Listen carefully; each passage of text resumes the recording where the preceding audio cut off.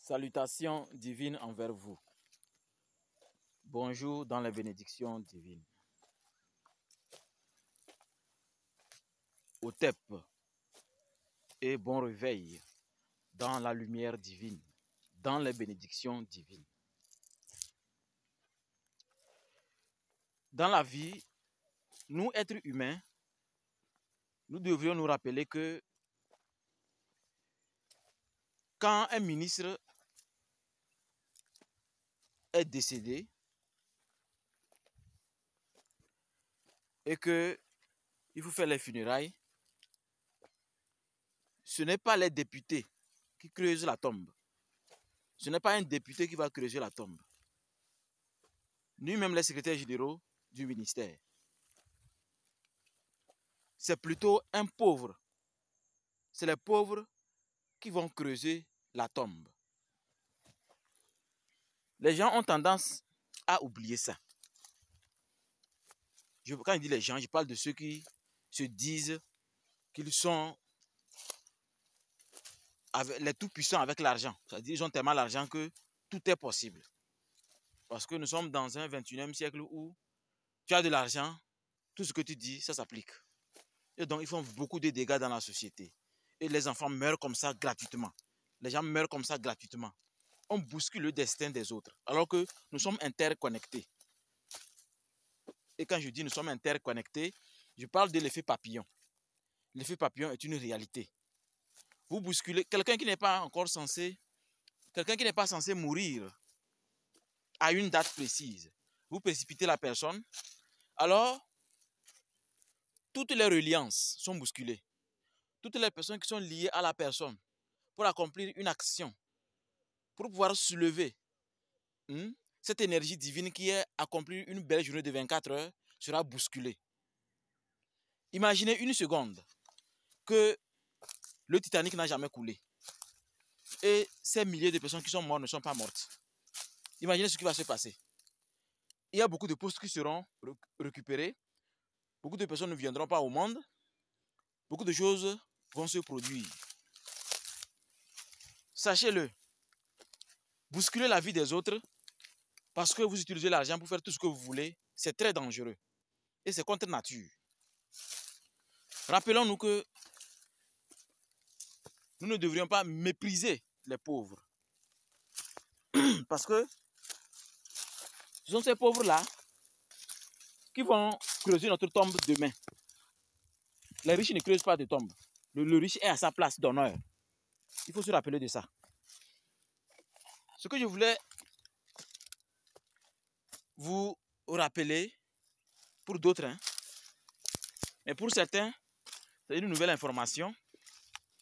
Quand on est en train de creuser la tombe, le pauvre qui est en train de creuser la tombe là, s'il veut, il peut vous empêcher d'aller dans l'au-delà.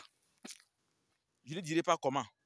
Mais aujourd'hui, il y a trop de négativité que les gens se donnent à des choses vraiment inhumaines. Je tenais à vous rappeler ça. Parce qu'il ne s'agit pas de mourir. Non. Il faut mourir et partir. Voilà une famille endeuillée. Et la nuit, on entend les voix du défunt. Il continue de faire ce qu'il faisait de son vivant.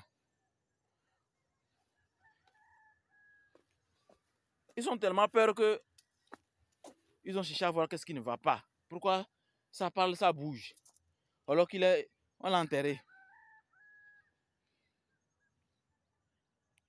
C'est ça qu'on appelle un fantôme. C'est ça un fantôme. Le fantôme, c'est l'esprit d'un mort qui revient, qui possède quelque chose pour pouvoir se manifester, soit pour un langage, soit pour se venger. C'est comme ça.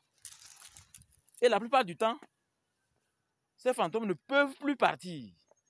Parce que dans sa tombe, en creusant, un salopard a tenu compte de quelque chose. Et il est couché, il ne part pas. Il souffre. Donc il veut donner l'information à la famille afin qu'on puisse vraiment le libérer pour qu'il puisse partir. Pour qu'il puisse partir. Donc, il faut un peu plus d'humilité. Il faut qu'on cesse ce côté tellement orgueilleux de l'argent. Comme si, avec l'argent, on peut tout faire. Dans l'au-delà, votre argent est nul. Dans l'au-delà, c'est notre quintessence. C'est-à-dire notre nature réelle de ce que nous avons fait de la terre. On nous pose la question. Vous connaissez déjà le protocole de la mort. La question sera posée. Voici ce que tu as fait de ta vie. C'est pas qu'on va te poser la question, qu'est-ce que tu as fait? Non.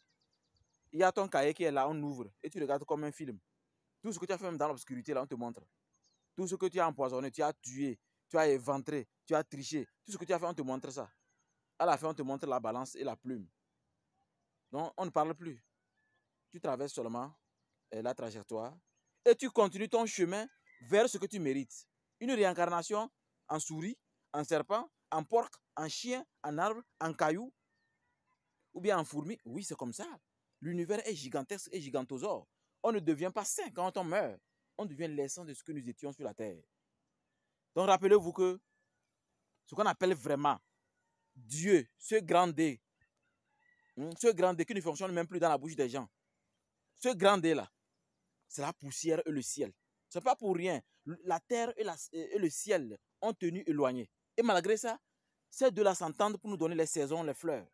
Mais les êtres humains ne veulent pas comprendre. L'argent ne fait pas tout, mes amis. L'argent est un instrument qu'il faut savoir utiliser pour garantir certaines choses. Autre chose, rappelez-vous que quand vous êtes conscient que quelqu'un est important ou grand, ne le provoquez pas. Je sais qu'il y a aussi des gens, malgré sa pauvreté, au lieu de s'occuper à se développer, à grandir, ils s'occupent de la calomnie, ils s'occupent des choses inutiles, jusqu'à ce qu'il provoque son frère ou son grand frère bien, qui est riche, et lui, il a oublié de se venger. Ne provoquez pas quelqu'un que tu sais qu'il peut te détruire. Ça, peut-être, je vous dis, c'est vrai que les gens disent que Dieu au contrôle, que c'est Dieu au contrôle. Rappelez-vous que Dieu au contrôle, il y a des voitures, on a écrit Dieu au contrôle, mais c'est écrasé sous les titans. Dieu au contrôle ne doit pas être seulement qu'un mot. Ne provoquez pas quelqu'un que vous savez qu'il peut vous détruire.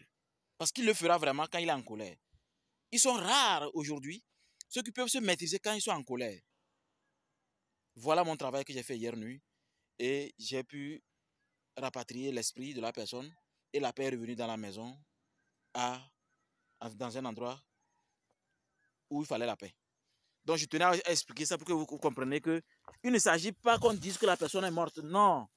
Après la mort, il y a pire. Imaginez que vous mourrez et vous vous rendez compte que, effectivement, premier jour, la terre retire ce qui appartient. Deuxième jour, l'esprit universel retire votre esprit. Et troisième jour, votre âme est censée aller vers celui qui a créé le ciel et la terre. Mais vous vous rendez compte que votre âme est toujours dans le sol, en train de pourrir. Alors que l'âme ne pourrit pas. Vous souffrez. Vous allez vers les parents pour les expliquer ce qui se passe spirituellement. Ils n'entendent rien parce qu'on les a dit à l'église que ça n'existe pas. Ou bien à la mosquée que ça n'existe pas. Leur conscience n'est pas connectée à ça. C'est ça le problème aujourd'hui. Il y a des réalités qu'on peut saisir, mais les gens ne veulent pas saisir. C'est ça le problème aujourd'hui. Donc sachez qu'il ne s'agit pas que de mourir ou de vivre. Il faut bien préparer votre mort. Il ne faut pas mourir et vous ne partez pas. Vous fatiguez la famille. Parce que vous avez été très mauvais, très nonchalant, très calomniateur envers ceux qui sont censés vous donner votre dernière douche et creuser votre tombe. Soyons simples. Évitons d'embêter les autres quand on sait que cette personne peut me détruire. Attention, ne le faites pas. Surtout quand vous le savez. Bonne journée et que la lumière divine vous accompagne toujours et encore. Au TEP, bonheur, prospérité, protection.